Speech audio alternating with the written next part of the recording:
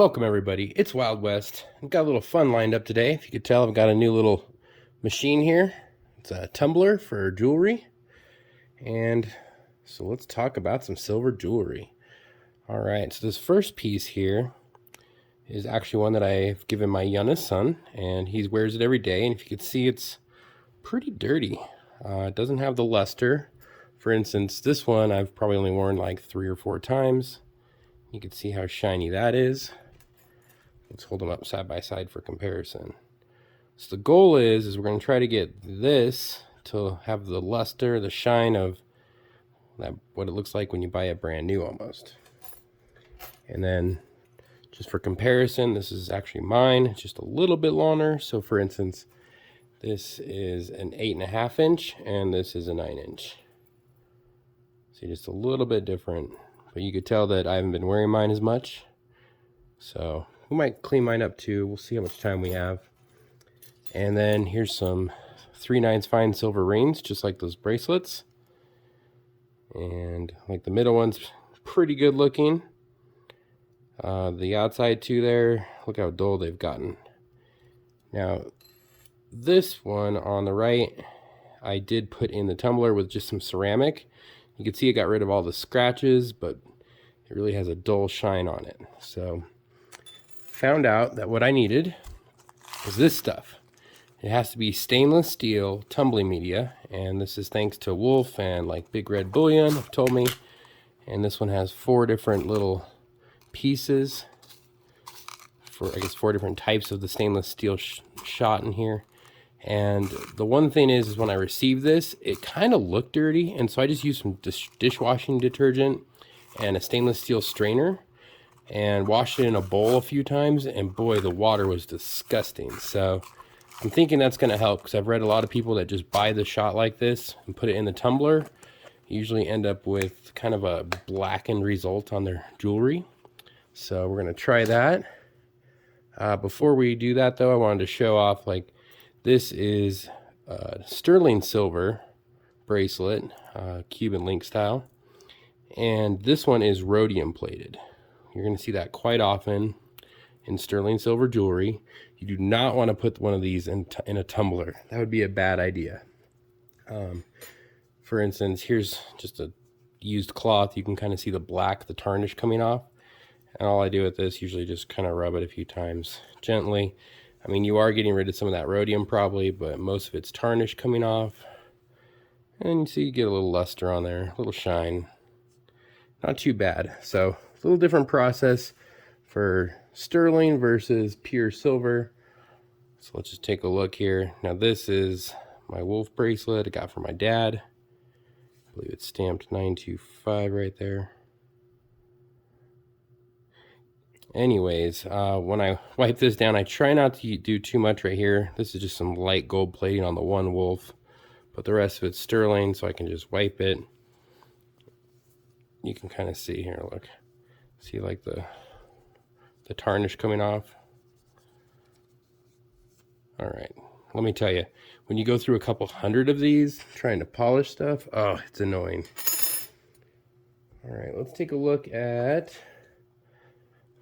before I start getting this tumbling going. Now this is cool. If I can remember right, the box broke on this. So this is a 3/9 fine silver, and it is a necklace. Flip it over, you can see the queen right there. 2020 new, and it says AG 999 up there at the upper left. And if I remember right, behind here there might be a certificate of authenticity. All right. So yeah, it's $1. It's got a Swarovski crystal in the middle. They only made 500 of them, and it is 10 grams. And they call it a proof. All right, let's see if we can zoom in a little bit. The Swarovski crystal's cool there. It really gets some cool colors, reflecting. Looks like a tulip on it. And Mrs. Wild West chose not to wear this one. She was kind of worried about it toning, so we've just kind of kept it locked up in the safe. Now this one, because it's a coin, you do not want to use a dirty old scrub towel for. All right.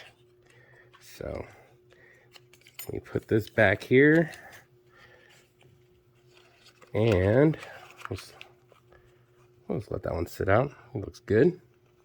Maybe. See what I mean? The thing broke. I guess not. All right. What else can we show? Let's see here. What do we got? What do we got? What do we got? Oh, okay. So this is Mrs. Wild West, just a little package. And for instance, this one is 14 karat gold. And again, you do not want to put this one in a tumbler, especially because I think it has some diamonds on it. So that one, if I wanted to polish it up, I would use this. Just kind of just gently with your hand. And to check things, usually, like this one, I believe it's right there on the center. Let's take a look, zoomed in. Woo. There it is. Oh, it's 925 and only 10 karat. So it's a mixture. Interesting. So that one's a combo. Now this one is really cool because this was made by a community member, Mask Man. And this is 3/9 fine silver. It's getting a little bit of tone on it. It's got the little stainless steel clasp there. A little angel pendant. Super cool. Love that one. All right, and last but not least, let's show off a little bit of this. This is Mrs. Wild West. I've been picking up this really cool jewelry from this place on eBay that's in Hawaii. There you can see 925S. And this has got the fire opal pattern with a starfish. Really cool. But again, this one you would only want to use this little polishing because this one is rhodium plated. And usually the sellers will tell you right on there. They'll say rhodium or whatever. So it's another cool piece. All right. Now let's show off one last piece of jewelry. And this one, oop, I guess here's how it comes. This was a Christmas present I received. This is the same company that makes this thick Cuban link bracelet. This is a 10 millimeter, 8.5 inch bracelet, by the way. So, all right, same company. And this is really cool. This is a sterling silver necklace, and they call this the Greek style. Nice packaging they do too. So that's Jackson. Cool company. I like them. They're not too expensive. And look at that. That is cool. Now this is rhodium plated. It is 925. I believe you can get this in gold plated as well, but they don't make it in solid gold. Cool necklace. But again, this one you only want to use the cloth to clean. All right, so one last thing I was going to show when polishing. This is silverware that I've had now for over a year. If you can see, it's called the Flair Series, 1847 Roger Brothers. IS is International Silver Company, which means this is silver plated. I use this in the dishwasher. The kids banging around, leave it, and you can kind of see the little toning it's getting on there. It's got like some blue, purple, and this one's got just kind of like a little tarnishing going on. So these are a perfect example of when to use just a cloth. Just kind of rub it a few times, and it doesn't really take much.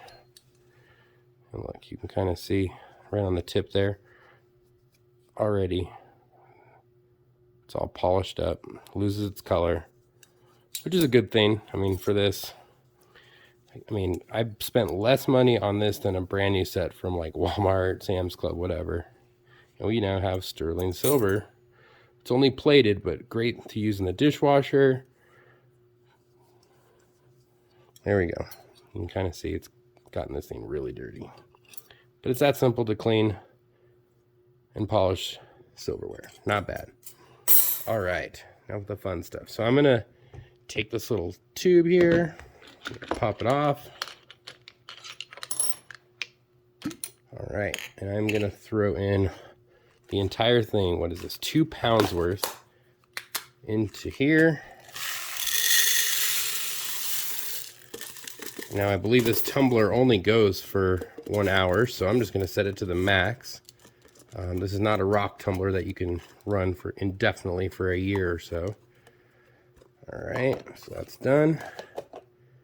Guess we'll just throw in these two and this one for now, just for a start. And the Wolf 56 recommended I use the Shine Bright. And he said not much, just probably like a capful. There we go. Probably used too much there, whatever. All right, I'm gonna seal this up, go run this for an hour, and I'll be back. Let's see the results.